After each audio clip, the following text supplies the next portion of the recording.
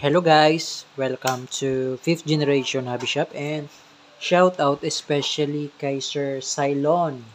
Okay, Sir Cylon, ito na po ang inyong unit sir, Glock 17 by Double Bell gas blowback pistol. So, ito siya sir, Glock 17. Yan.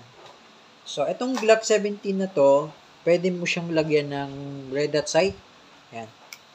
So, yung red dot sight natin yun. Papakita ko sa iyo, sir, ha. Yung red dot sight natin, ayun. Yun. Yung nasa likod niya yun. Yun. Yan. Yan yung mga red dot sight na pwedeng ilagay dito sa pistol mo, sir. Okay. So, available po yan. Mag-message lang po kayo kung gusto nyo mag-avail. So, kasi itong rear sight na to, nare-remove to eh. May screw kasi ito sa ilalim. Mamaya papakita ko sa iyo, ha. Okay, so ito yung unit. Ayan, Glock 17 by Double Bell. Ayan. Okay. So, ayan. Ito yung magazine. Okay, so ang magazine niya, sir, bago mo siya malagyan ng gas, kailangan mong tanggalin tong mag base. Ayan. Baba mo lang to. Ito. Pag baba mo ganyan, slide mo lang.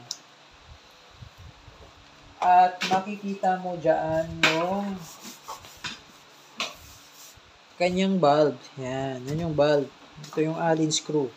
Yan yung bulb. So, diyan natin lalagyan ng gas. Yan. Yan. Ito yung gas. Press mo lang. Yan. Kailangan upside down, sir, no? Yan. 3 segundo lang. Okay. So, ano yun? And then, babalik natin. Ganun lang din ulit. Press mo lang. Yung lock. Yan. Balik. Okay, so ito yung gas mo na free. Yan, number 12. Ito yung free na number 12. And 0.23 grams na BBs, 4,000 shots na yan.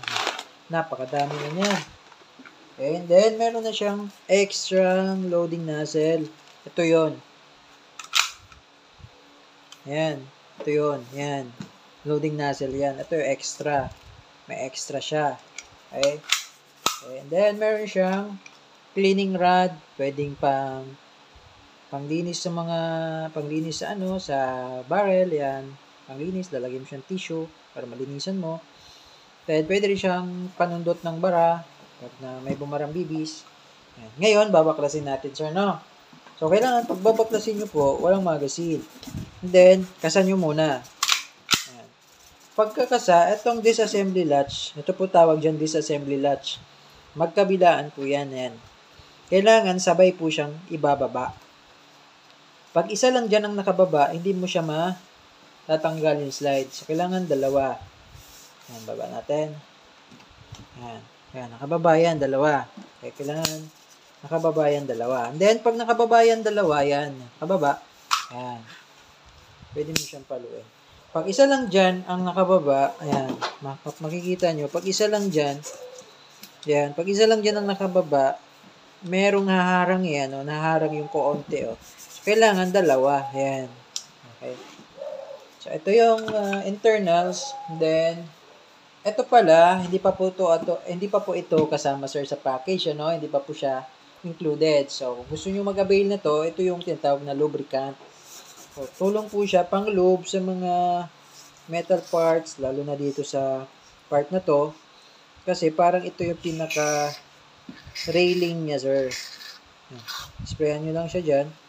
Ito kasi, dito yan dumadaan. Ito, yan yung mga metal parts yan. Yan, syempre, pag lagi nyong ginagamit, katagalan po, matutuyo yan. So, pag natutuyo yan, syempre, metal to metal, maganit, Maganit yung slide. So, kailangan din, i-lubricate. Syempre, pag maganit, nakaka-apekto din yun sa performance ng ating unit. Pagbabalik naman, ayan. So, ito palang part na to, huwag nyo itong lagyan. Kasi mag-i-sticky yung ating BBs pag nilagyan nyo yan. Ito, pwede pa to. Ito. Ayan. Pwede nyo siyang lagyan. Ano to recoil spring. Recoil spring rod. Ayan. So, pagbabalik, ito lang. Babalik. Papasok mo lang siya dyan. Itong part na to, ito, yan, yung dalawang dulo na yan. Pasok nyo dito sa dalawang butas. Yan. So, kailangan pag-aralan yung mabuti, sir, yung pagbabaklas, no? Tsaka pati yung pagbabalik, no? Kasi baka kumalang yung yung Rico spring rod. So, baka hindi nyo mabalik. Ayan. Okay. Ayan. So, ganun lang yung pagbabaklas. So, yun pala lahat yung nababaklas yung mga internal parts na yun. Hindi ko lang pinakita sa inyo kasi hahaba yung ating video. Okay? Lagyan natin ng BBs para matesting na.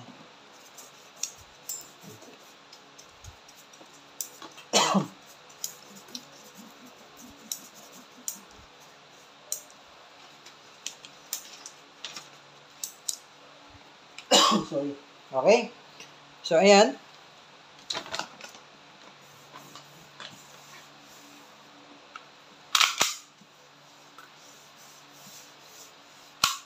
Okay. So, ito pala yung kanyang parang serial number. Okay. So, ayan. So, ito yung slide stop, slide release. Itong port na to. Naglalak yan. Yan yung pumipigil sa slide kapag wala ng bala. Okay. Okay. So, Sir Cylon, sir, test par tayo. Okay, Sir Cylon, sir, test par tayo, no? Ayan, Glock 17. Kailangan, sir, pag i-insert mo yung magazine, kailangan, pitikin mo ng konti. Yung with force, kailangan medyo lakasan mo. Kasi pag ganyan lang, baka malaglag. Saktong lock lang yan. Saktong palo. Okay? So, ayan. Glock 17. Ready to test. Firing.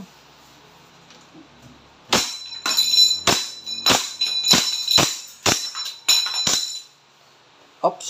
Nabitin ulit tayo sa gas. Okay? Nabitin ulit tayo sa gas. Yan yung gas. Okay? Konti lang kasi nilagay ko. Okay? So, pag nabitin sa gas, katulad nun, na hindi siya nag-slide, no? Nabitin yun sa gas. Lagyan mo lang. Ayan. Pagkalagay mo niyan, lagyan natin ulit ng 4. Nabitin sa gas mahina Okay. So, ayan. Balik natin yung mag-base. Ayan. So, once hindi siya nag-lock, diba? So, meron siyang may iwan sa chamber. Ayan. Meron ata siyang isa. Pwede mo siyang ikasa muna. Ikasa. Tapos pasok na to. Ayan. Tapos ready to fire. Ayan. So, nag-open slide na siya. So, once nag-open slide na yan, wala nang bala. Ayan. Okay. So, ang gawin nyo, sir, release the magazine. And then, hatak mo to. Ayan. Hatak mo to. Release. Hammer down. Okay. Sir Cylon, okay na yung unit mo, sir. 100% in good condition po. If you have more question, just message us on our Facebook page, 5th Generation Hub Shop. Thank you, sir, and have a nice day.